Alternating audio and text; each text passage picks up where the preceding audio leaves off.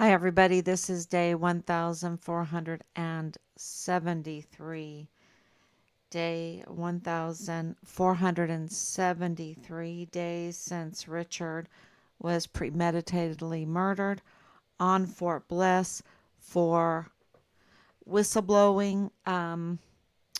He was being retaliated for whistleblowing against criminal trafficking, and it was bad, y'all. It was so bad that the IG were all over the barracks because of Halliday, and he was in communication with Washington D.C. He reported with evidence to Child Protective Services. Um, uh, he was in communication with FBI Houston. He was in communication with CID, and this was before he disappeared. He went missing. He was in communication. And of course, he called 911 multiple times. He was absolutely um, fearing for his life, right? He was being retaliated.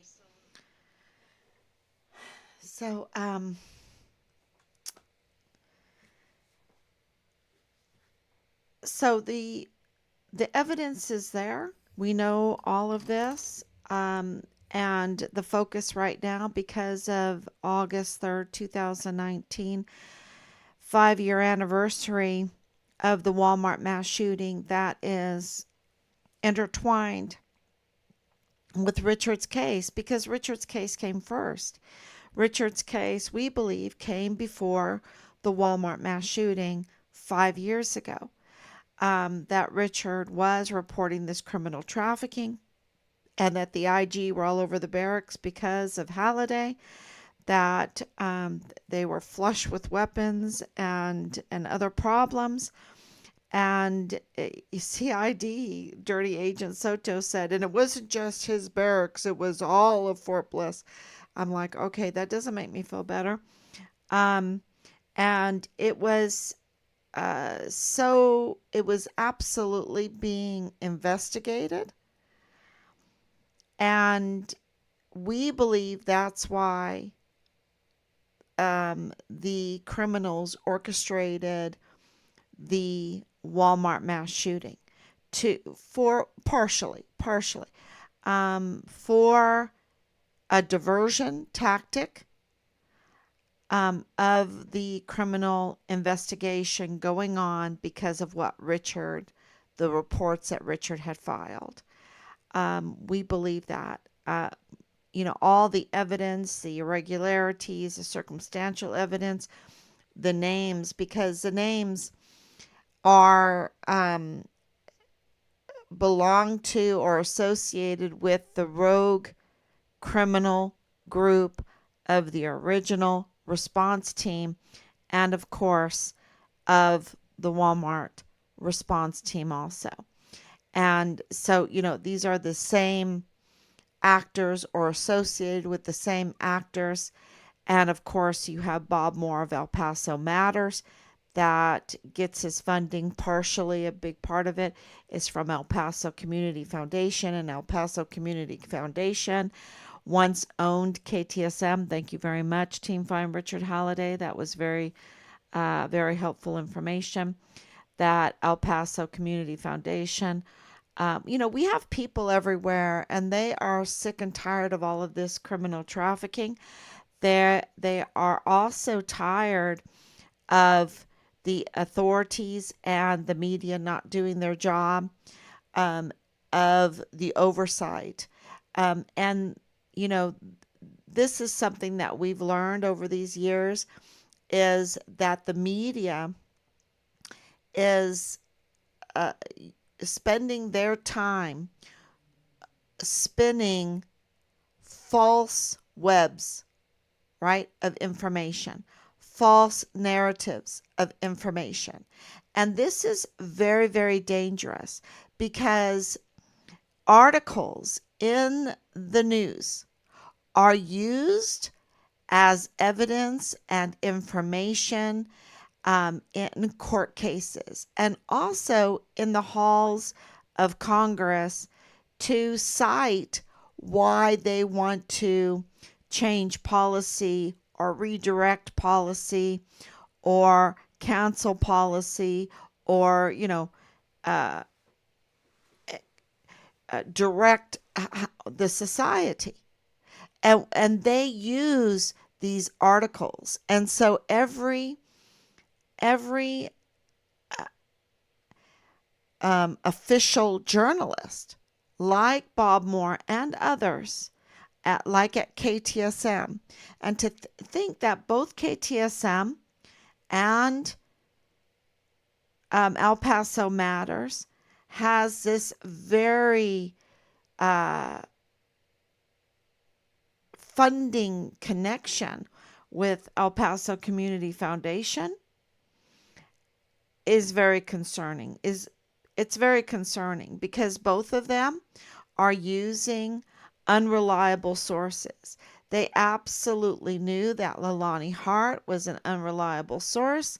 They absolutely knew that Rosa Maria Valdez Garcia is an unreliable source. They also knew that Belen Rocha is an unreliable source. They also know that Danae Katzen is an unreliable source.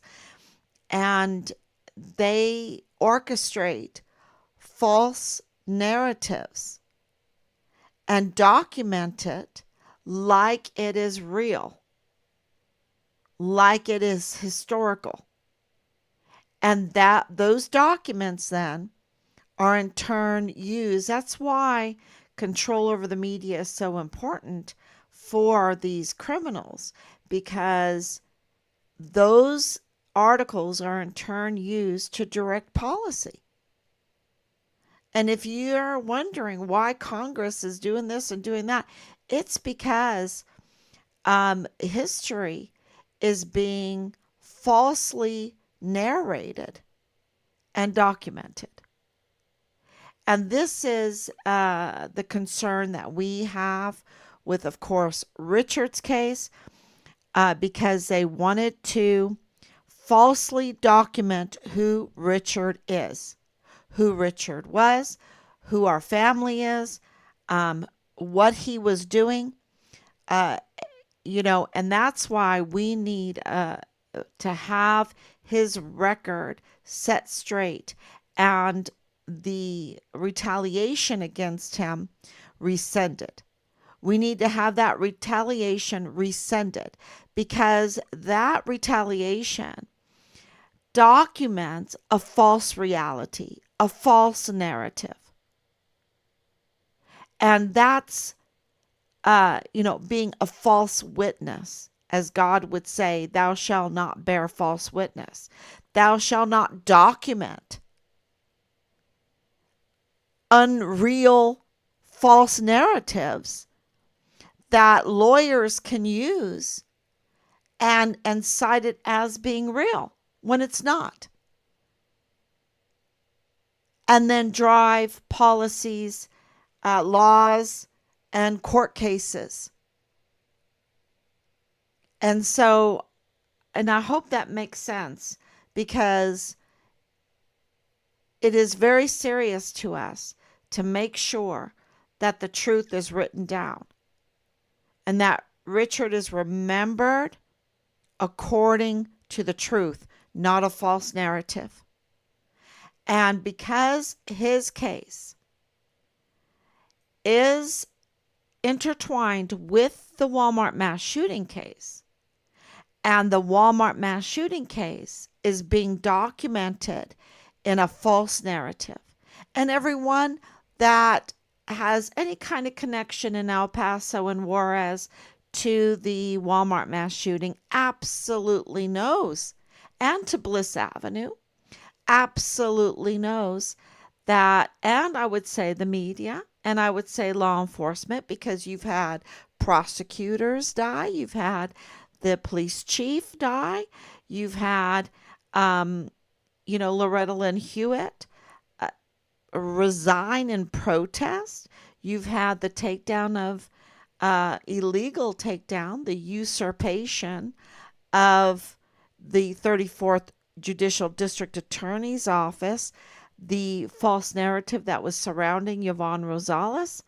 Um, you know, and she needs to make sure that the truth, even if the truth is not always uh, angelic, right? Even though the truth might not be so angelic, it's still the truth. And the truth is very powerful. And she could march right in there, standing on that truth, which is far, far better than the forced resignation, the resignation under duress that she had to suffer because of this gag order that was good for some and others can break it at want and at will, like Bill Hicks, the usurper. Why do you think he can break the gag order without any consequence? Because he's a usurper. He's the false narrative. And if you bring that down, if you expose that lie, then you're going to expose the crimes behind the usurpation of the 34th Judicial District Attorney's Office. And then you're going to say, but why? You want to know the motive behind it. And that will lead to the Walmart case, because absolutely they are very shallow right now in their reporting of the Walmart case. Because the real victims of the Walmart case want accountability, and that's how we get community healing on that. And that accountability includes what happened to Richard, because they are intertwined. And any of those people that participated in the orchestration and the delivery of the false narrative need to be held accountable. And, from my view, that is Ernest Christopher Grant. Everything that comes from he's an unreliable source, like Leilani Hart. You need to put them in the same category. They belong in the same box. Unreliable source, Leilani Hart, Rosa Maria Valdez Garcia, and of course, Ernest Christopher Grant. And you can say, oh, but wait a minute, he was shot and all of this. No, he is an unreliable source, not because I said so, because the El Paso Police Department has said so. Something is very fishy around him, and what they've done is they've scrubbed him from the scene. They've scrubbed him from the internet.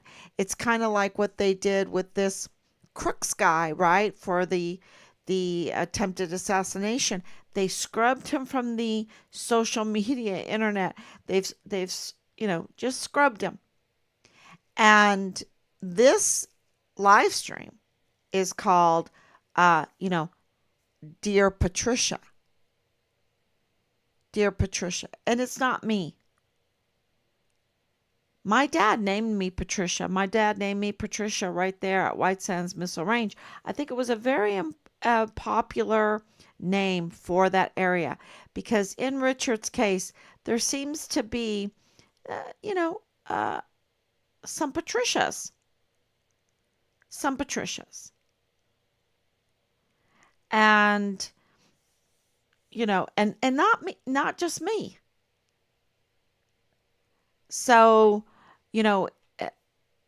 why would anyone want to be caught on the wrong side of this criminal capital murder case? That's Richard's case. The gruesome murder of our son is deserving of the death penalty, just like the gruesome murder of the victims of Walmart. It's deserving of the death penalty. What they did to the community, to the victims and the community on August 3rd, 2019, is deserving of the death penalty. There's no doubt in my mind. And the perpetrators in the disappearance, well, the retaliation, disappearance, murder, and cover up of our son Richard also is deserving. Well, let's just say the death penalty needs to be on the table, and I think it's very deserving, the death penalty. Now, I'm the mother. I can't be on the jury. I can't be on the jury. It would be kind of like that judge in Lorna Doone with these perpetrators. But in any case, if I was part of media, if I was like, the names coming up are Valdez, Munoz, Melendez, Chacon, Smith, there's a lot of Smiths. Of course, Ortega, of course, Ortiz, of course, Rocha, of course, Katzen, of course, Ambrose, of course. There's lots of these names, and none of them want to be on the wrong side of this, and it's breaking because like today we had the crash over 1,000 points. How many trillions of dollars? What did they say? $1 trillion was lost today in the markets. As the economy shakes, the stability in the criminal networks will also shake. And there's not much stability there to begin with. They're always shaky because they're criminals. And there's no honor amongst thieves, right? There's no honor. It's all coercion, and I would say, I want to say corruption, but it really is that they've been compromised. Compromised because of corruption, because of coercion. A lot of bullying, a lot of that going on. And, and it's very bad when it comes to our mainstream media. And that's why they just have lost that's why they use so many unreliable sources now, because they're manufacturing the narrative. They're manufacturing supporting the narrative. And anyone that believes that Patrick Crusius, or that, right now Patrick Crusius is in solitary confinement. He has not had a mental health evaluation since the last time that I heard. I've been trying to keep up with that. And, he has a mental health condition. He has several mental health conditions. And the people of El Paso need to have that mental health evaluation done. They've paid millions of dollars to have it done. Why can't it be done? That's part of preparing for a trial, right? And we need to know his situation, and we need to hear from him. He's allowed to defend himself if he so chooses. He can plead the fifth. He can stay silent, but he can also, if he wants, because we know that he was asked if he was a white supremacist, and he said no. In court, he said no. And yet it is still being reported that he's a white supremacist. Without a hearing. Without a hearing. And, that's really, really important for me. And I think it's very, very important for the victims to understand the motive. And if he's not mentally capable of writing a manifesto, who did it? Because we know that there's a lot of orchestration here. And we know that there's a lot of orchestration with Richard's case. You see, these cases are so intertwined. That's why they don't want them to go forward, either one of them, because they're intertwined. Who orchestrated? Who covered up? What was the motives? Were the motives because the IG were all over the barracks because of Halliday that they orchestrated a Walmart mass shooting? Or who were the victims really, and why were they the victims? Was it just random, or were they targeted? And we know by several, and were they targeted in connection to what Richard was reporting?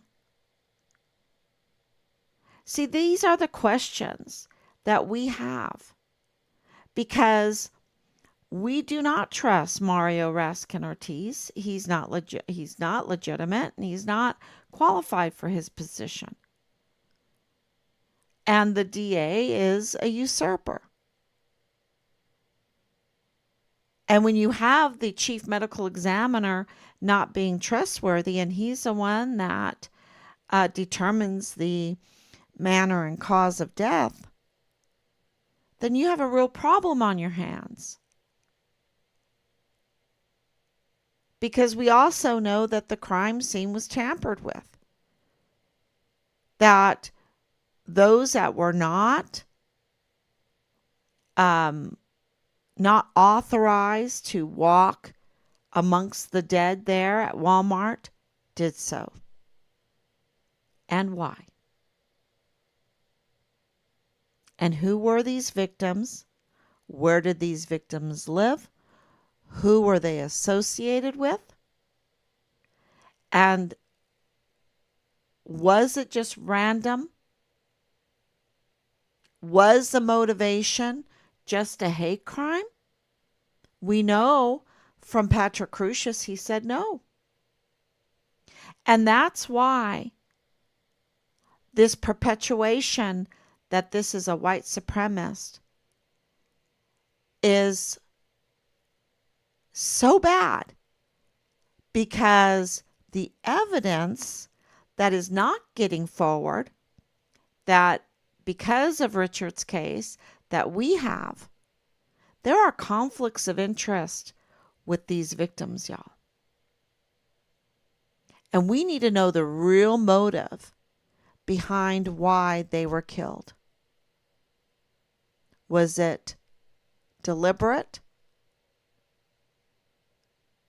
Who were the murderers?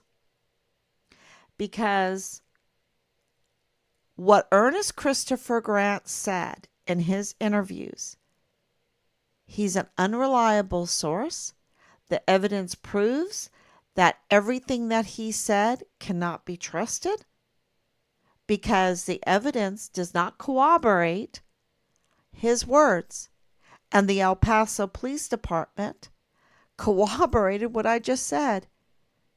They came out with a statement that he was an unreliable source, because the clothes that Patrick Crucius had on, when he, minutes, he didn't have time to change. He had to drive over to the Hispanic law enforcement officer to surrender himself with his weapon minutes after what falsely, and I think he needs to be arrested, but they're protecting him because they're sanitizing him from the internet. Ernest Christopher Grant with Chris Cuomo can answer this, and Beto O'Rourke, and the other off-duty police officer, and of course the CBP angel, who's not really an angel. Okay? She's not really an angel. She's quite the opposite. Quite the opposite, in my opinion. And when you start putting this together and you start seeing what their immediate actions were to try to capitalize off of this, is it's very telling. It's very telling.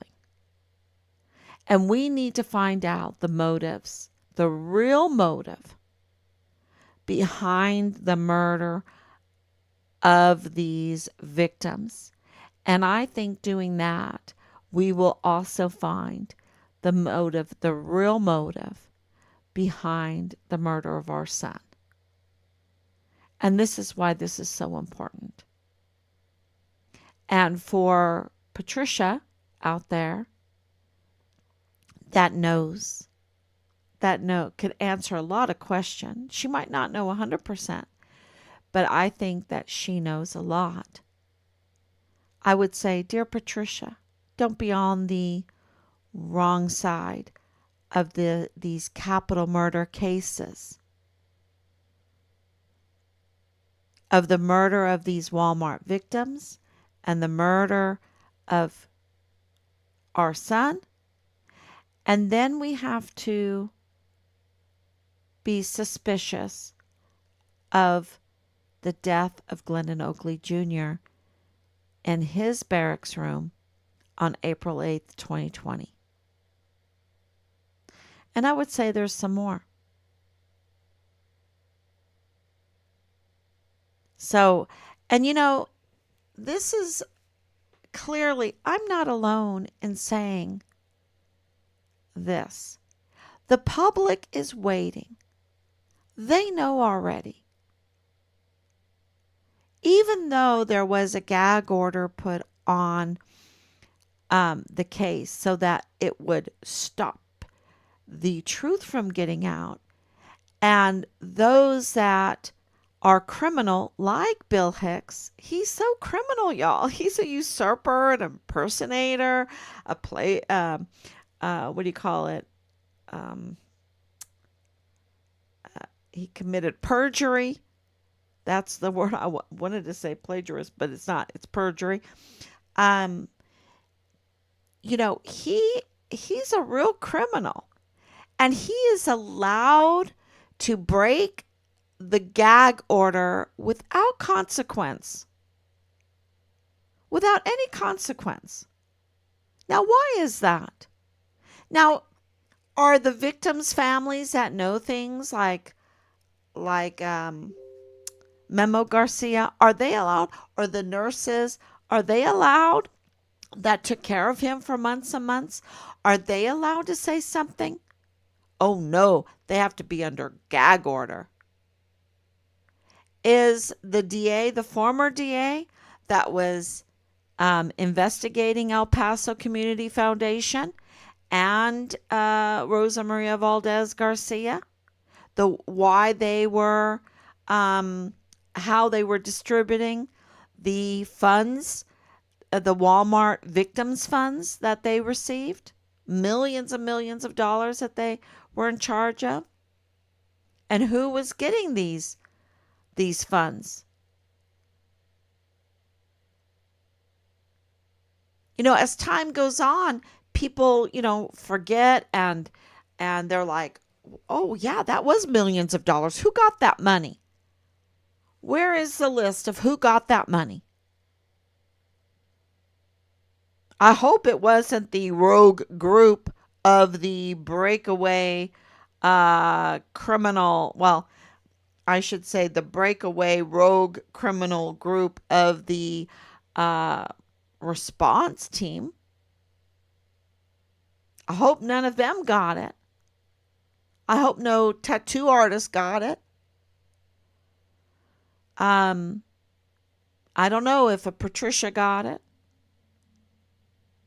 I didn't get any of it. I'm not part of the victims. But nobody that was not a victim should get that money. And so, can Yvonne Rosales discuss who got the money? Talk about the Walmart? No, there's a gag order. And they pounded her for that. And yet Bill Hicks with Montoya, he's running against Bill Hicks. He's not even you would think that if you were running against Bill Hicks, you would run an ad that Bill Hicks, why would anyone vote for him? He can't even install himself properly as a district attorney when he is a recess without any scrutiny appointment, right?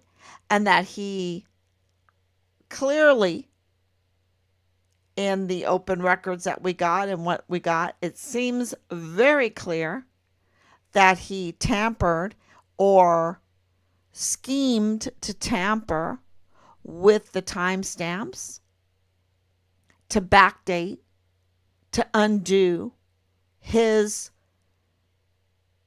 incompetency, to, maybe he did it on purpose, to install himself as the district attorney. He had to fill out the right paperwork at the right time, in the right order. I mean, any lawyer knows that you have to do ABC, not CAB. You've got to do ABC. And then you can't mess with timestamps. So you would think that Mr. Montoya would absolutely have an ad out there saying, look, why would anybody vote for Bill Hicks? He's not legitimate. He is a confirmed usurper, a trespasser. And he's been hurting every case that he touches in that office. And he's been bleeding attorneys, because who wants to work for him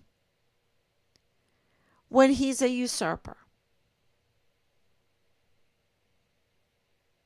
And of course, our son's case partially depends on a legitimate district attorney in that 34th Judicial District Attorney's office. So this matters a lot to us. And it matters to the Walmart case and to the victims that need to know how they distributed these victims' funds that so many people donated. So many people donated millions of dollars from their good heart, thinking it was going to go to the victims. That all needs to be accounted for, truly investigated and accounted for. But Yvonne Rosales was taken down like 2 days after, or a day after, maybe it was 2 days after she announced that they were going to investigate in El Paso Community Foundation. So this, all of this is for us doing this day in and day out for 4 years. Has been, the puzzle pieces coming together, that Richard's case was first. In our opinion, it was absolutely first. And there was some real investigations going on. And these investigations were on some real leadership there. Crooked leadership. Dirty leadership. And we know that Veronica Escobar is a dirty leadership. We know that Marlon Soto of the CID is dirty. We know that Tavita Nusa dirty. We know that the FBI Supervisory Director, Jesus Eddie Nieto Jr., dirty. And he's married to Cynthia Hernandez, who, is intelligence on Fort Bliss. And we know that Lieutenant Colonel Bradford Bugado is dirty, and that his father-in-law was working for Western Frontier Trading, but also an agent of the FBI, but also has a criminal record. And as a G3, Lieutenant Colonel Bradford Bogado, G3 of the 32nd ATCOM, has a father with a criminal record. A serious criminal record. And he is part of a company offering up to $3 million worth of ammunition to the El Paso Police Department in a contract deal. And that's just the tip of the iceberg. And he says Richard's remains were found in Juarez, Mexico. And so we called the State Department, and they corroborated that the FBI were indeed looking for Richard's remains in Juarez, Mexico. And then DES Thomas Kane, the Directorate of Emergency Services for Fort Bliss, said Richard was a good meal for the coyotes. And then we had Jaime Corona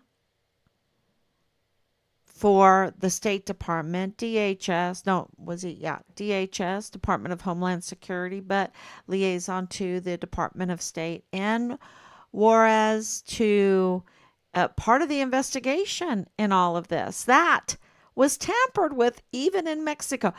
So Richard's files were tampered with there on the Fort Bliss CID by Tavita Nusa and Leilani Hart. And they were also tampered with at the AG office there in Juarez, Mexico. Ours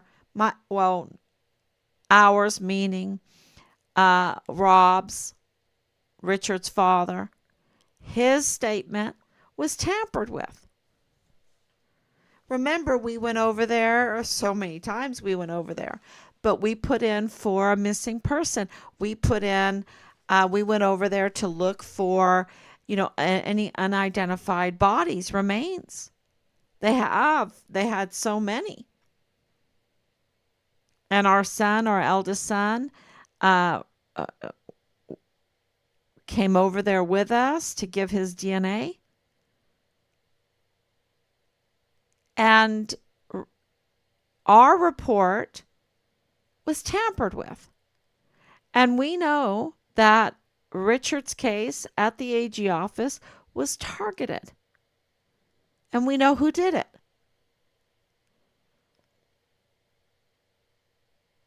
So, and of course, in the news, Richard's case with, Bob Moore has targeted Richard's case. And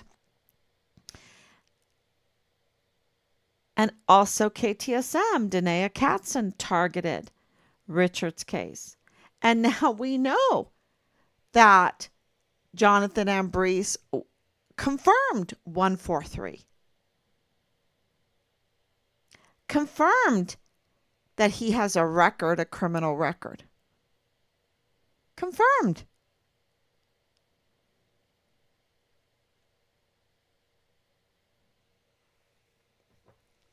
And he's absolutely has ties to Bliss Avenue. And more. And more. And so we say, dear Patricia, you don't want to be on the wrong side of this. Things change. They don't stay like 2020. In 2020, it was very difficult for anyone to really listen about the Walmart case, about Richard's case. It was very difficult. And 2021 was also difficult. It started lightening up. But times have changed, and we have people daily giving us information, asking us not to stop, to keep going, because they have absolutely, um, their eyes are wide open, and they absolutely see the manipulation in the Walmart mass shooting, and also the manipulation in our son's case. And for the media to perpetuate what they did in 2020 and 2019 and 2020 is really not a smart move.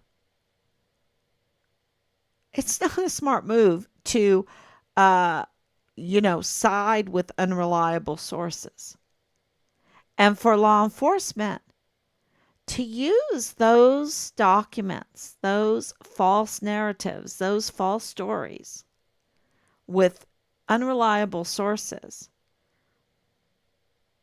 as their reason for investigations or non-investigations or for legal matters or for policy is also not smart, because there are ongoing state and federal investigations going on here, multiple. And I've just over and over again, why would you want to be on the wrong side of this case, of these cases? I mean, and if, yeah, no, that, the stars in their course fought against Sisera. I have a couple of fig trees in my yard, and of course, a lot of them are ripe. I still have some that are not ripe, but we can go back in the back and we can eat some figs right off the tree. And the Bible says you need to know, you need to learn how to read the signs of the time. Like you can take that from the fig tree, right? You know that the figs are about to ripen. That harvest is coming soon. And, absolutely, we want our son's remains, and because they have our son's remains. You don't give a declaration of death and pay out the receipts and don't have the remains.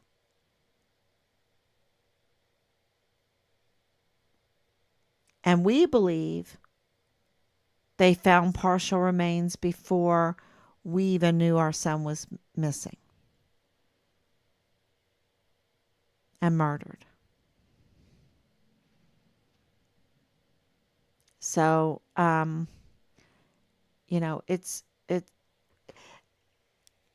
every possibility is starting to narrow down. And there's several key people in this and several key documents. And one of those major key documents is Leilani Hart's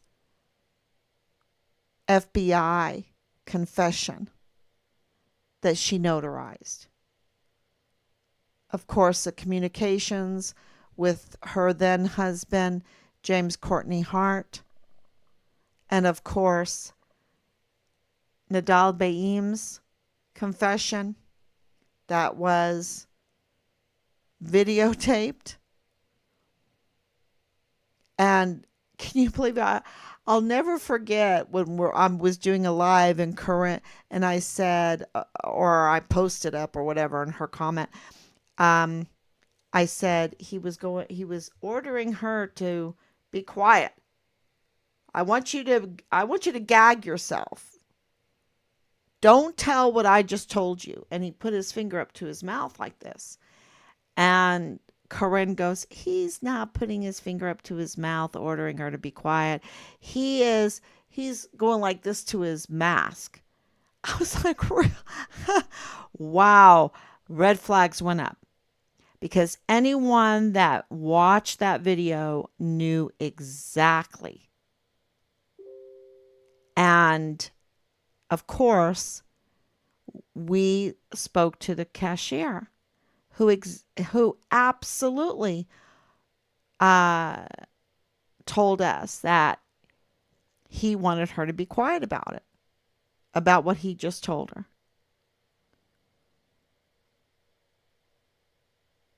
So to us, that tells you that Corinne is up to no good, that she came in trying to act all friendly and trying to get us to do some kind of card reading with her daughter or whatever, I guess to give us some false narration, false information. I don't know what her motive is, but I absolutely know that she's up to no good and she needs to be investigated. And those were red flags. A lot of red flags in this. And we need to stop all the lies and the false narratives, and we need to get to the truth. So, and the truth is, Richard was whistleblowing, and they tried to cover that up and manipulate and tamper with his files, what he was reporting, and the evidence. And that is what we've been told about his car, about his passport, about his phone is a false narrative. And so and the truth is coming out. So, dear Patricia, I know you're being protected. I know that they're sanitizing. You know, it's very interesting when you go to a person that has a wonderful CV and they get rid of it. They get rid of it. They sanitize it. Why? Especially when you're, working age or you're getting a little bit older. You want to showcase, promote yourself, especially if you're a little bit younger. Like Jules Tuganon Chan, he totally sanitized himself. He has a LinkedIn that says, "I'm a hacker." He calls himself a hacker, right? Because he's technical. He's, I don't know what all he was hacking. That's for him to explain. But, he calls himself a hacker. I didn't call him a hacker. He called himself a hacker. And then he has another LinkedIn that he totally got rid of. But we saved it before that. And, it has this whole list. And it's wonderful. It's all of this security, health and security and all of that. His military. Why would he want to get rid of it? Because what he was doing as a security officer was illegal.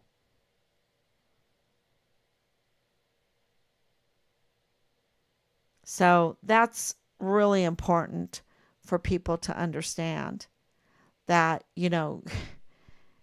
they're hiding because they're abusing their power. They're abusing their positions. They're up to no good on the taxpayer's dime. And that means that this case and the Walmart case is important not only to us, but to you. And we thank you so much for your support. Please share. And please pray. Thank you so much. Please like, like, join. You can join the TikTok. You can join the, we're being shadow banned, but this is a documentation every day, documenting, um, and can be used for future policy changes to restrain criminal activity in our institutions and agencies. Thank you so much. God bless you. We want Richard's remains home, and we want accountability. Thank you. Bye bye.